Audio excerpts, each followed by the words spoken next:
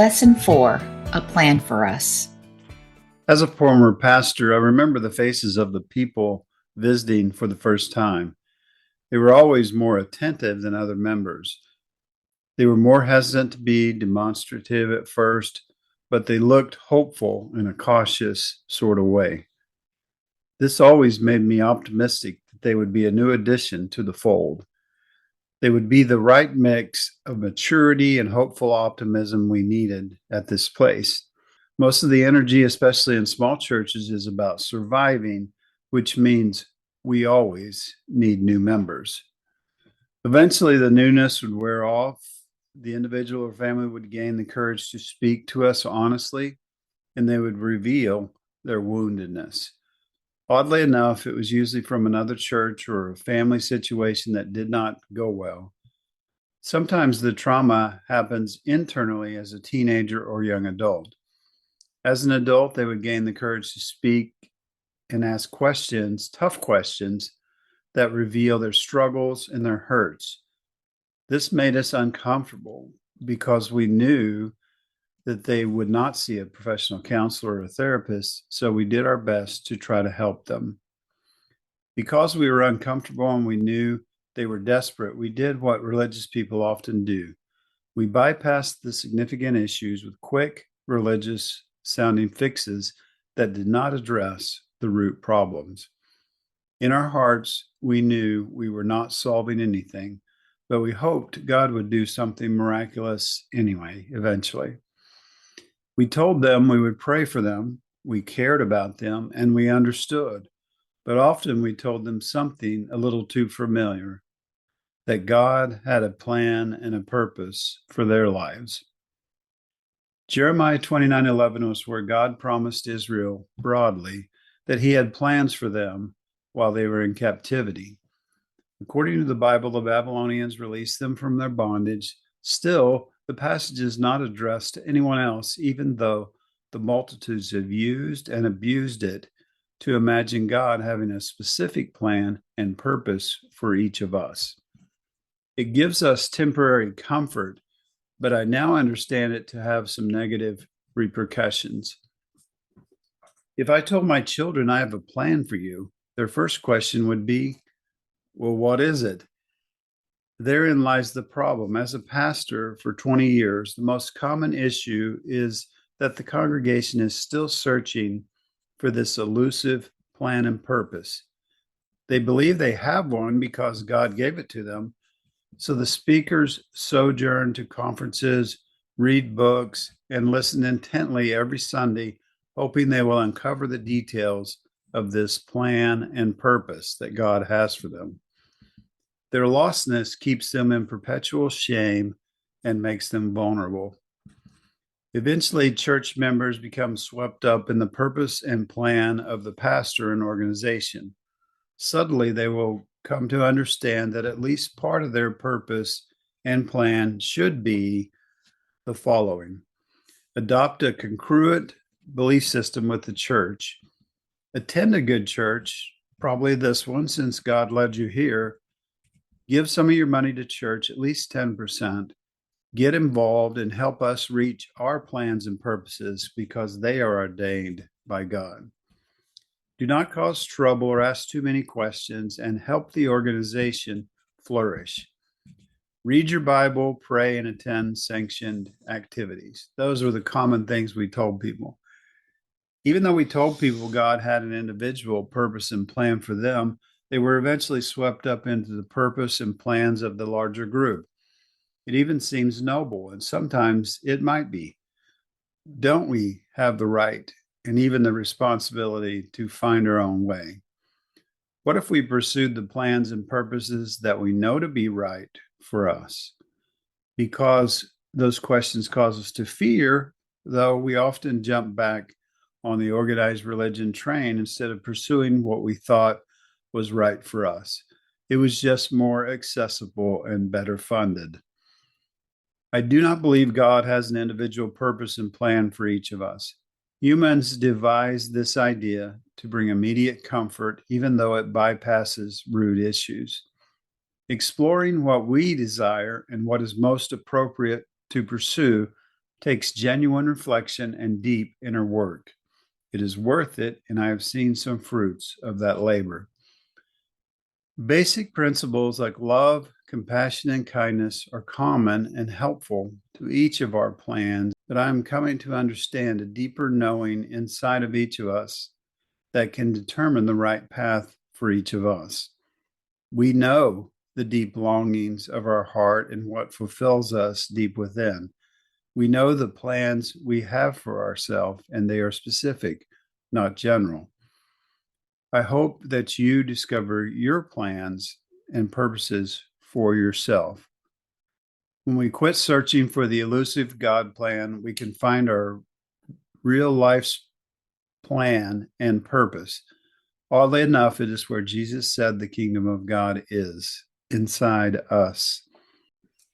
So, as we start our discussion on this topic, I'm just curious, why do you think the phrase God has a plan for you or for us brings us comfort, even if it's temporary? And also, like, why do we typically not ask more thought-provoking questions around that phrase? Yeah, I think we find out pretty quickly that it makes people uncomfortable. This is a deep issue. It's troubling to me. I don't understand. This doesn't seem like it works together, and that doesn't make sense. And yet, start asking those kind of questions, and people get really, really uncomfortable. Even just to say something slightly off topic in our doctrine discussions makes whoever's defending that plan very defensive. They've got their whole life invested in that. That's where the whole group is going. And if something rocks that boat a little bit, it's going to destroy their business, basically.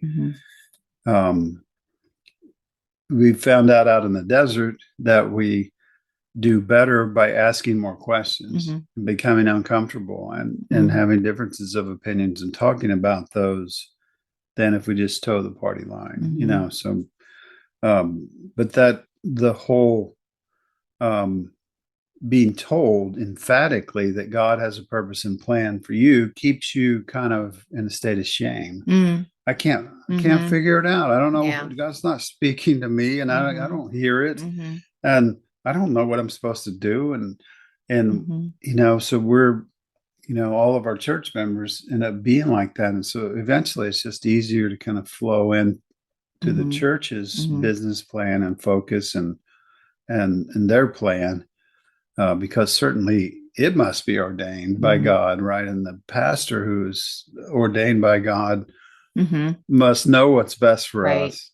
But it still doesn't solve that, individual thing of who am I and what do I do, right? And what is my purpose, I guess, and I think we also are looking for one concrete sort of answer, right? When we say, God has a plan, we think it's like one concrete thing. This is my thing.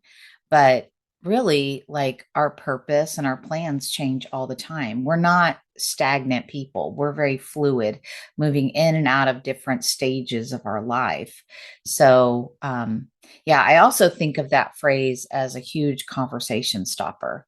Like, if you're a pastor and you're coming to me and I have trauma or situations in my life, and you say, well, just trust God. He has a plan for you. You're right. I mean, I immediately feel that, shame. Well, I must not be trusting God enough. And if I were devout enough, I would be able to hear his voice and what he's telling me my plan and my purpose are. Yeah. And so the conversations in most churches are kind of like if I was talking to one of my children and said, as I mentioned, I have a plan for you. Well, what is it?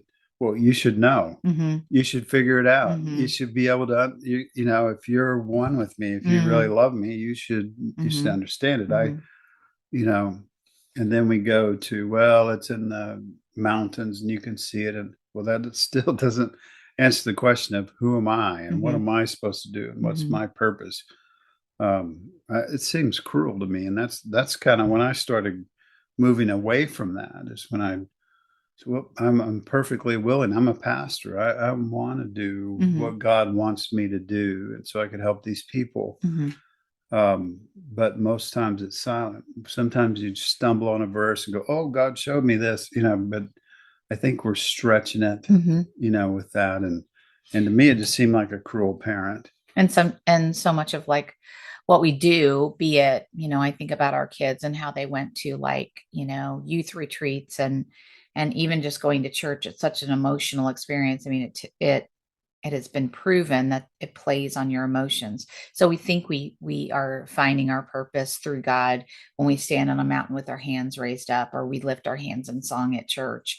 But truly what's happening is it's just an emotional, It's a regulation. it's a regulation thing. And churches know what they're doing when they do that. Right. It's not that they're truly trying to help you discover what God's purpose is for you. It's emotional regulation. Yeah. So many times it doesn't solve the root problem. It just regulates our emotions, which is good. That's a good thing, but it's not the ultimate thing. It's very temporary, like you said. Yeah.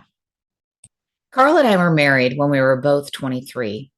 We were mere babies, but decided to start our own family when we were both 26. Once our family began to grow, my purpose and plan were what my children needed. At age 40, I returned to school and got my master's in elementary education. With a growing family, I took only online courses to obtain my degree. Carl was in ministry and had an outside second job. Our children were busy with school activities, and I was trying to substitute as often as possible to help make ends meet. So online courses made the most sense. I could work at my own pace and be at home to care for things there as needed. I loved online classes because I could look at the requirements each week, and when those were due, I would plan out each day to not feel overwhelmed. When I got my first teaching job, I realized how big of a planner I was. I wanted to prepare for each student and what I would teach them. I learned to develop my lesson plans. I would spend evenings planning, imagining, and practicing what my lessons would look like for the next day. Planning gave me a sense of security and trust that I could accomplish remarkable things. However, when we entered the ministry, trusting myself became minimized. The church and Carl led my purpose and plans. Some see this as good. I did not question it. It is just what you do when you are in it. However, it is so easy to lose yourself, which I eventually did. When I deconstructed, I could reclaim so many parts of myself. I realized that I could know what is best for the situations in my life. The undoing of religious programming can make this problematic some days, but that is where I go inside and search for what I can do in challenging situations and plan my response to them. I do not recall much direct intervention from God, which left me at the mercy of other people, many of whom were in positions of authority. Many times when this happens, abuse can occur, and emotional and mental trauma is what I experienced. The church takes advantage by using spiritual bypassing, telling people in trauma that God has a plan. But then that plan is kept a secret. God might let us in on his plan if we show enough faith or even pray enough. If God does not speak to us and tell us the plans, we can only assume God is speaking through the pastor or the church. So we rely on them to tell us God's purpose and plan. The truth is, the pastor's plan is usually the church's plan. We must buy into the organization's plan for it to survive. Once again, our plan is not our own. It has been over 8 years since I started my deconstruction journey, but at that time, I realized I could determine what was best for me. Sometimes I still seek advice from people I trust with my story. However, nobody knows me like I do. Yeah, so I've heard you talking about your knowing, your inner knowing over the years, over the last few years. You said 8 years or so since, you started, and that could be before we wrote the book, and, right. But so it's been quite a while. So I've heard you talk about your knowing before.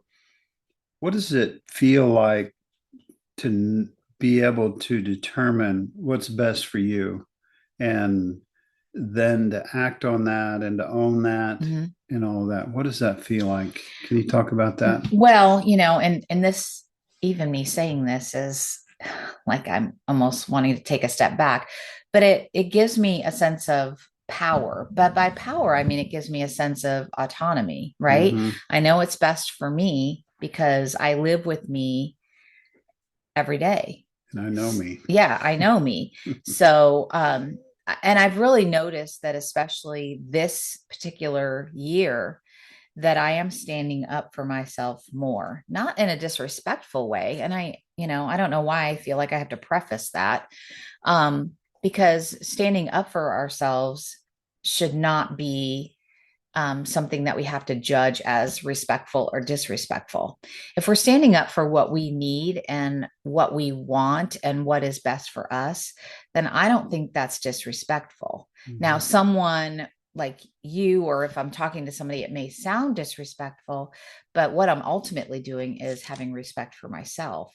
Right. It's maybe that person wants to control you, Mm, maybe not, again, not in a mean way, but hmm they just want everything to be under control and hmm no problems or questions or things they can't answer. And so then we get back in the same old patterns. Yeah, and that lack of control over a situation or me inside of a situation may be uncomfortable, which we talked a little bit about Mm-hmm. when we talked about your portion of this lesson. Maybe I found it may be uncomfortable, but it's also where we learn. And it's also where we Mm-hmm. really get to know Mm-hmm. ourselves, is that we trust our intuition that we've been developing. Mm-hmm. We step out, oh, that maybe that wasn't quite right, Mm-hmm. but I learn, Mm-hmm. right? Mm-hmm. Then I learn what's right for me. Do you still need mentors, advisors, and so on, or is your own knowing enough? Here's how I feel today. I feel like I still respect the guidance of mentors and guides and, how, whatever you want to call them. However, ultimately, I feel like I need to make the choice that's best for me. So, and I think that people that I trust with my story are respectful of that as well. So let's say you and I are discussing something and I say, what would you do in this situation? And would you do this or would you do this? And one of those ways is like my way of thinking, but you don't know. And you tell me kind of the opposite of what's really making me feel comfortable. And I'm going to trust my gut. I'm going to Mm-hmm. trust that feeling. I've really been trying to listen more to my body and where do I feel it. Like if you tell me, well, I think you should do this, and it just isn't sitting right with me, I'm going to do what I feel is right. But I know that you're going to respect whatever choice that I make, Mm-hmm. because ultimately you care and love me and you want what I think is best for me. Yeah. And so those are the people. I will say I'm way more selective on who I share my story with, um, and who I trust as a guide or a mentor. So that's a good question, though. I still Yeah. think there is room for that. I don't think we are Sure. meant to go it alone Right. in this life. But I think that we have to be careful, because I think inside of religion, I so easily just gave that away, right? Mm-hmm. I gave that power away to people that didn't know me, didn't truly care about me, Mm-hmm. and so I'm kind of reclaiming some of that now. Yeah. And and there are some things you have to separate. Like, am I anxious because it's hard, Hmm or am I anxious because it's just not me and it's hmm not right for me? hmm And so that, like you say, that's developed over time. You have to develop that because it was kind of indoctrinated out of us, Right, right? right. Don't trust yourself. hmm Don't just listen to us. Just get on the bus and let's hmm go. Exactly. Um, do we have some action steps We for do have this? some action Okay. steps. So for lesson 4, our action steps are: number 1, why is the idea that God has a plan for us appealing? Have some fun with that one. Mm, How has the idea been detrimental to you and others? That's the idea of God has a plan and a purpose for you. hmm Really, investigate that and think about how has that impacted your life? Yeah. How has it limited you? How has it, maybe it's been great.